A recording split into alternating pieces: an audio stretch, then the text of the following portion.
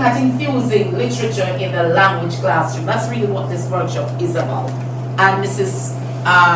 Mrs. McLean Francis laid that foundation for us. We infuse literature because we did, the traditional role of literature as seen is to be taught English literature, English language, don't it? I'm not lying, but that has to change. What is language really?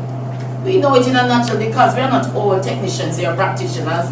I just decide that language is a method of communication, simply put, consisting, we know, of words and symbols and all of that, in a structured way.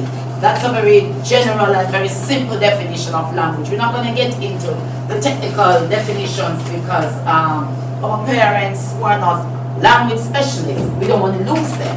So I'm remaining as practical and as simple as I will be allowed. That is what language is. What does the revised syllabus require? Simply, what does it require from us? And you know that the revised syllabus is now an integrated syllabus.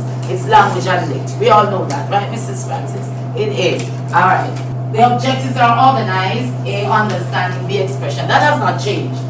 Understanding indicates more than a basic comprehension. For me, that is being able not only to recall information, but to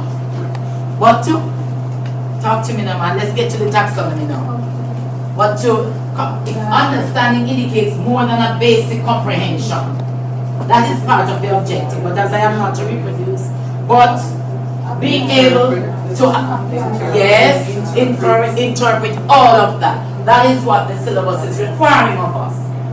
The section expression is of more significance than the ability to employ structural and grammatical correctness. That is development and relevance of content.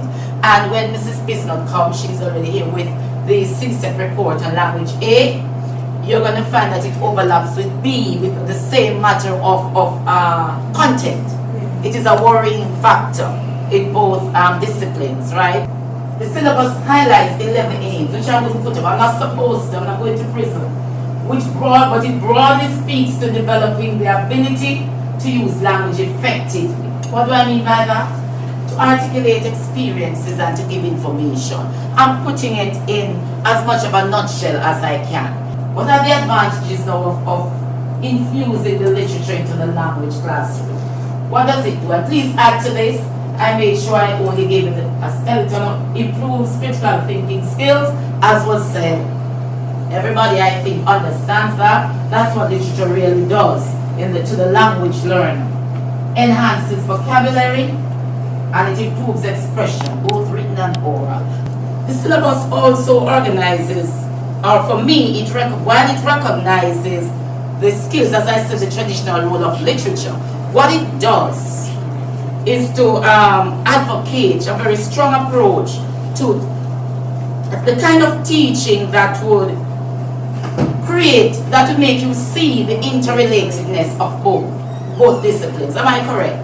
That's what the revised syllabus is doing. It understands that literature has its role, language has its role, but they're interrelated, they're connected, and the syllabus is designed to bring that out.